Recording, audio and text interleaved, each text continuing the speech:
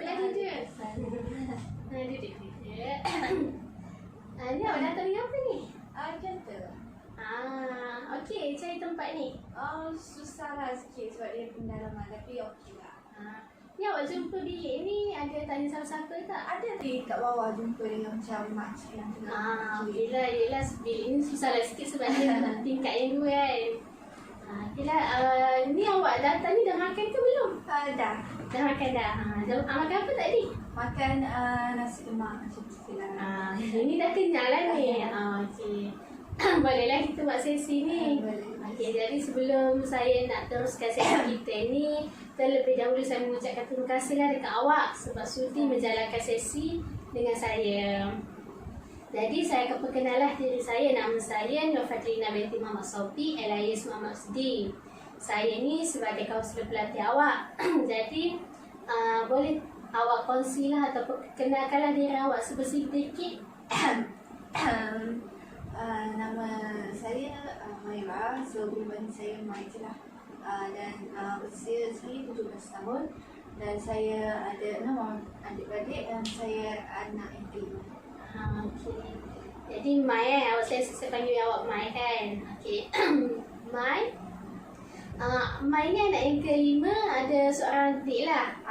Adik-adik tu lelaki dan jadi dia macam anak bongsu perempuan lah. Okey. Jadi sebelum tu saya nak tanyalah awak selesa ke dengan bilik kita ni? Selesa. Okey. Awak pun dah selesa untuk kita teruskan sesi kita ni. Jadi saya nak tahulah awak pernah tak sebelum ni jalankan sesi kaunseling? Pernah sekali. Pernah. Ini kali kedua lah sekali. Jadi boleh saya tahu apa yang awak faham dengan sesi kaunseling ni? Lebih kepada memberikan satu jawapan yang rasional untuk melakukan satu keputusan lah. Betul lah apa yang awak cakap tu, betul lah. Kaunseling ni kita dapat bantu klien lah untuk fikir rasional untuk dia selesaikan masalah dia. Jadi macam yang saya ingin beritahu awak lah, yang kaunseling ni dia merupakan proses perhubungan iaitu di mana melibatkan kaunselor dan klien, iaitu saya sebagai kaunselor dan awak sebagai klien. Dalam kaunseling ni kita akan bincanglah untuk bekerjasama dalam mencapai matlamat awak. Jadi dalam kerjasama yang kita akan buat ni untuk membina plan tindakan awak untuk capai matlamat. Jadi saya ingin ingatkan yang bahawa segala keputusannya semuanya berada di tangan awak.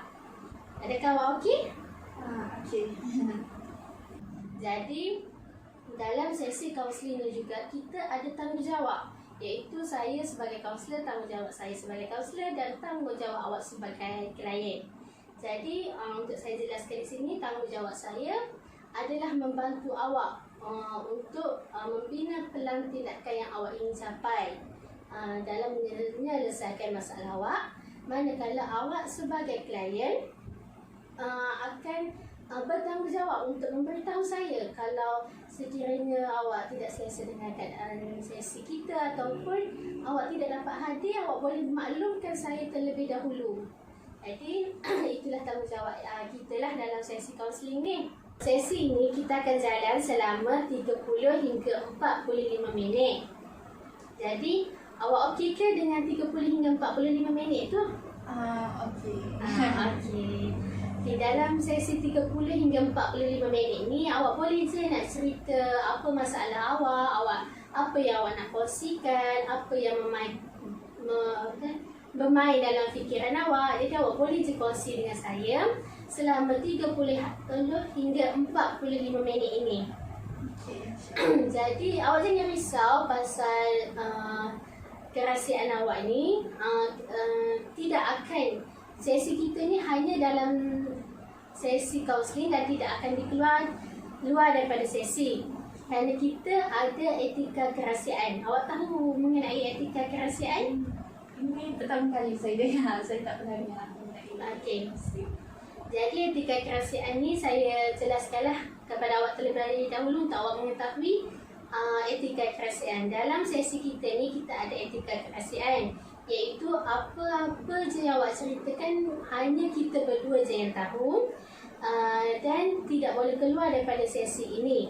Tetapi sekiranya apa yang awak ceritakan dekat saya akan membahayakan diri awak, akan membahayakan diri saya dan akan membahayakan diri orang sekeliling, maka kita akan memberitahu kepada pihak yang ketiga.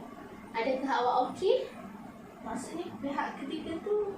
Maksudnya contoh benda tu macam mencederakan diri awak. So kita akan memberitahu pihak polis, pihak undang-undang lah untuk menyelamatkanlah awak. Okay, awak faham ya? Awak okey lah dengan etika ni? Okey. Baiklah. Jadi bagaimana awak sekarang ni? Apa yang awak rasa? Sekarang saya rasa macam agak keliru lah dengan diri sendiri.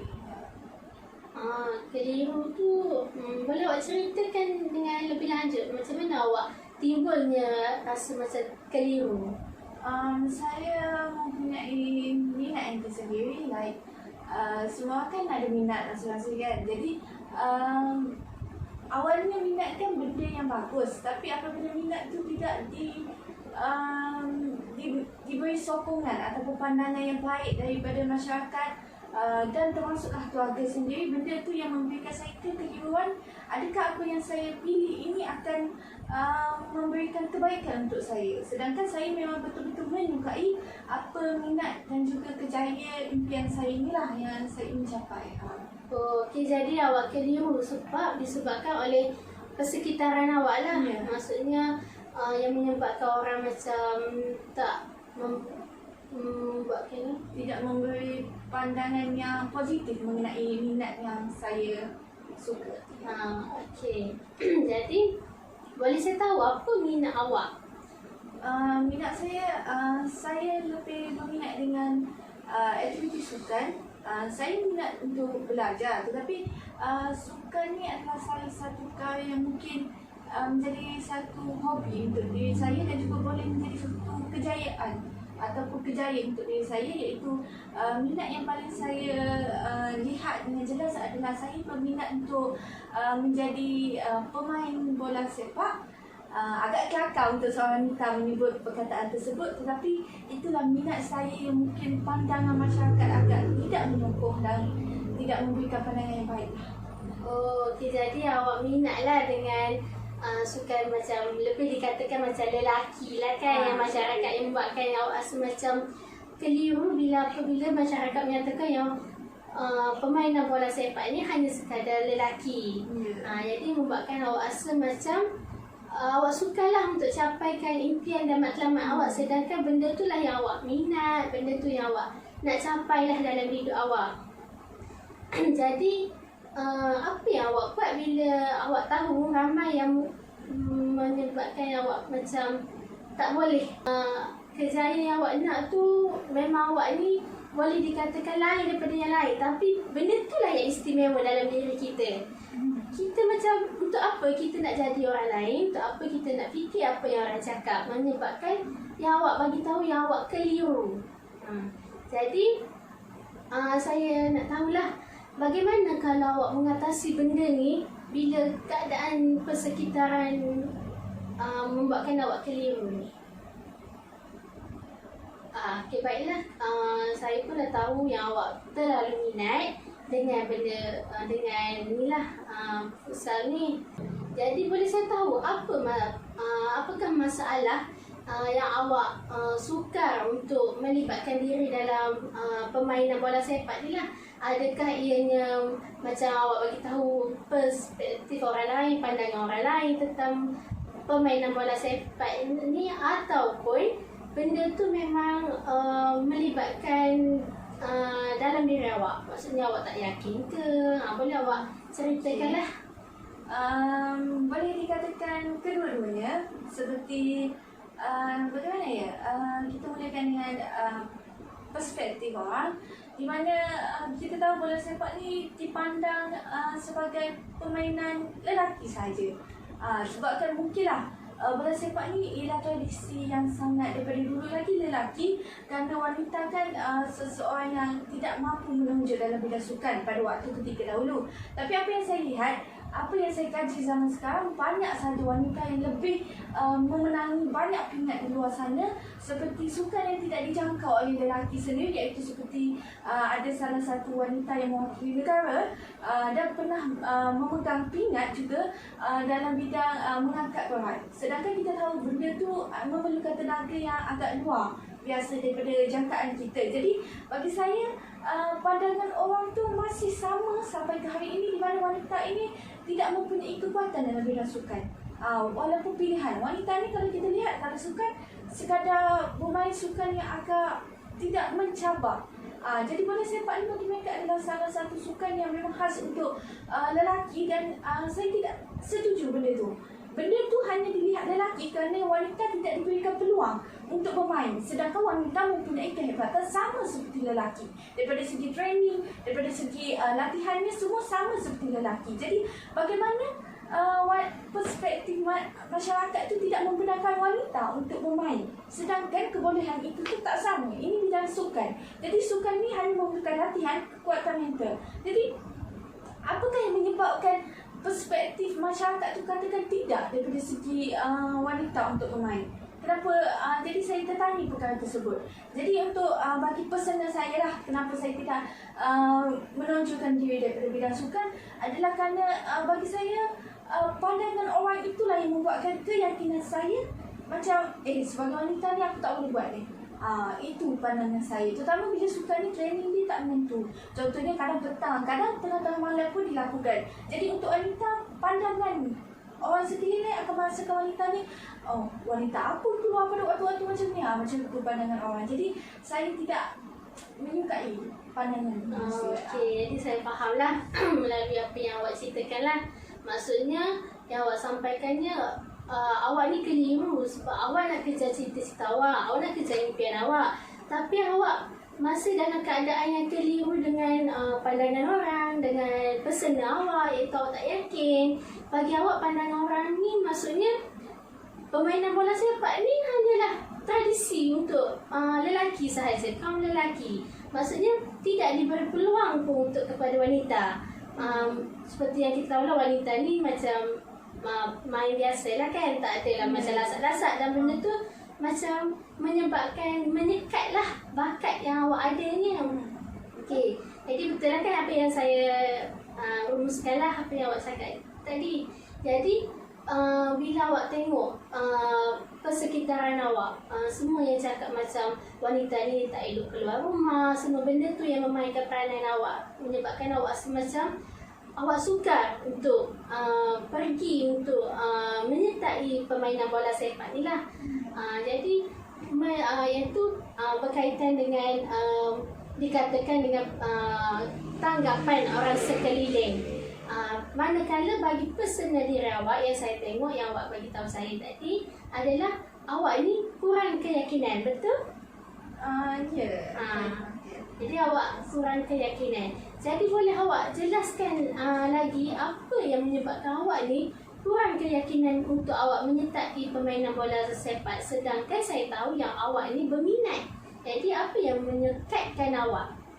Okey, penyebab utama kekurangan keyakinan adalah kerana saya merupakan wanita. Jadi apabila seorang wanita itu bermain dalam bidang sukan, pandangan orang sekeliling itu sangat jelas.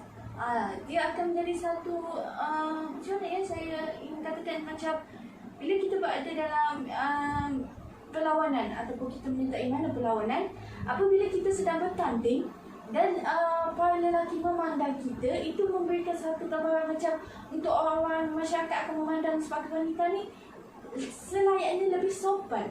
Sedangkan itu permainan. Bagaimana kita ingin memakai baju kurung dalam stadium, dalam perlawanan? Pastilah kita akan memakai t-shirt ataupun pakaian-pakaian yang tertentu untuk bersukan.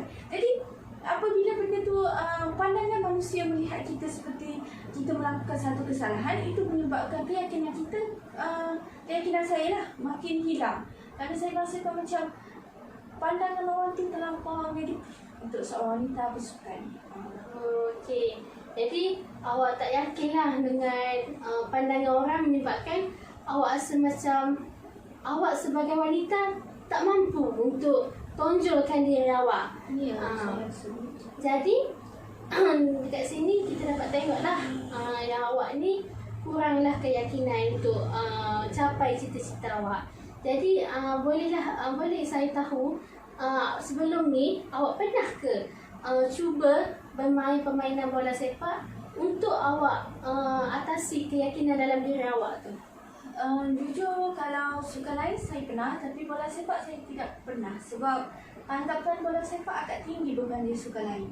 Sepertinya sebelum ini saya pernah menyertai pertandingan seperti bola baling kan. Jadi untuk suka-suka begitu kita ada wakil untuk wanita dan juga lelaki. Jadi waktu wanita berlawan pastilah ramai pesaing wanita di sekeliling. Jadi kita merasakan itu bukan satu benda yang agak memalukan untuk kita lah. Pandangan orang pun mungkin untuk dalam stadium tu tidak akan dipandang sini sangatlah. Tetapi apabila bola sepak ni agak suka untuk nak masuk bertanding pun agak suka kerana tidak ramai kumpulan yang membuat satu kumpulan untuk bola sepak ni. Tak banyak perempuan. Jadi bagi saya seperti agak, walaupun saya menyertai itu tidak akan memberikan satu impak pun macam tu. Yelah, okey tu macam awak pun dah ada peningkatan, maksudnya okeylah awak dah menyertai. Awak ini mempunyai keberanian lah dalam diri awak untuk bermain permainan bola sepak yang di mana rata-rata wanita tidak menyukainya, tetapi awak sangat berminat dengan permainan bola sepak ini. Jadi bagaimana cara untuk awak mengatasi masalah awak ini, untuk awak menyertai permainan bola sepak ini yang pernah awak lakukanlah sebelum-sebelum ni? Cara yang saya fikir untuk menubuhkan kumpulan yang berminat, wanita yang berminat untuk bola sepak, untuk berani mencuba. Ya, itu cara. Bagus tu caranya yang awak lakukan. Jadi awak nak tubuhkan. Sebenarnya itulah salah satu cadangan yang boleh kita mula daripada awal. Untuk kita secara kecil-kecil dululah sebelum kita nak menyertai pertandingan permainan bola sepak yang ternama, yang melibatkan pertandingan besar. Jadi bagus dengan cadangan awak. Jadi kalau bagi saya cadangan untuk awak, sebab sekarang ni masalah awak adalah awak kurang keyakinan kan? Ya. Okay. Jadi untuk awak atasi kekurangan keyakinan ni, awak kena cuba untuk tukarkanlah pemikiran awak ni. Maksudnya awak jangan fikir apa orang nak cakap. Maksudnya apa yang sekeliling merendahkan awak, sekeliling macam cakap macam bagi tahu awak yang wanita ni tak sepatutnya lah bermain permainan bola sepak macam ni kan. Tapi awak tukar pemikiran awak supaya awak tu lebih berkeyakinan untuk awak menyertai pertandingan bola sepak. Maksudnya awak jangan fikirkan apa orang cakap. Jadi dengan tidak berfikir dengan apa orang cakap ni, maksudnya awak fikir apa cita-cita yang awak nak capai. Macam awak tubuhkan persatuan, awak ajak kawan-kawan untuk main futsal, untuk awak beranikan diri awak. Jadi awak okey? Okey. Jadi awak kena beranilah untuk menonjolkan diri awak, untuk keluarkan potensi yang ada dalam diri awak. Okey, baiklah, nampaknya awak dah nampaklah matlamat yang awak nak capai, cara yang awak nak atasi kan. Jadi saya nak awak bayangkanlah bahawa kehidupan kita ni adalah seperti kita memandu kereta. Jadi dalam perjalanan kita, dalam kita memandu kereta tu, kita akan menjumpai pelbagai jenis perjalanan. Maksudnya jalan ada yang berliku, ada yang berbukit bukau. Jadi benda tu merumitkan keadaan kita. Maksudnya ia menukarkan kita untuk kita capai apa yang kita nak capai. Jadi di sini saya ingin mengatakan bahawa itu adalah lumrah kehidupan kita. Maksudnya apa yang orang cakap mengenai diri kita, kita ketepikan apa yang orang cakap. Kita buktikan yang kita boleh kita boleh tonjolkan diri kita, kita boleh buktikan kepada orang sekeliling bahawa wanita juga boleh menyertai permainan bola sepak ini. Jadi kehidupan kita ni macam-macam liku yang kita akan hadap. Ianya merupakan gambaran kita. Maksudnya apa yang kita fikir, apa yang kita lalui, itulah yang bermain dalam fikiran kita. Jadi di sini bila awak fikir apa orang akan cakap, apa sekitaran sekeliling akan menyebabkan awak rasa sukar untuk awak menonjolkan diri. Jadi boleh tak kita yang menentukan perjalanan hidup kita? Maksudnya kita ciptakan kehidupan kita ni yang indah. Maksudnya apa yang kita nak capai dalam hidup kita. Jadi kita ketepikan apa orang cakap, kita mulakan kehidupan kita. Dalam kehidupan kita ni lah yang akan mencipta gambaran kita. Maksudnya apa yang kita akan jadi. Kalau awak lemah, awak tak nak bangkit, awak kurang keyakinan, so benda tu akan merendahkan awak. Maksudnya awak tak boleh nak capai cita-cita dan impian awak. Maksudnya di sini awak perlu berani untuk awak tonjolkan kepada masyarakat bahawa wanita ni bukan lemah, dia boleh menyertai sukan-sukan yang lasak dan boleh menyertai permainan bola sepak. Jadi itu sahajalah untuk sesi kita hari ini.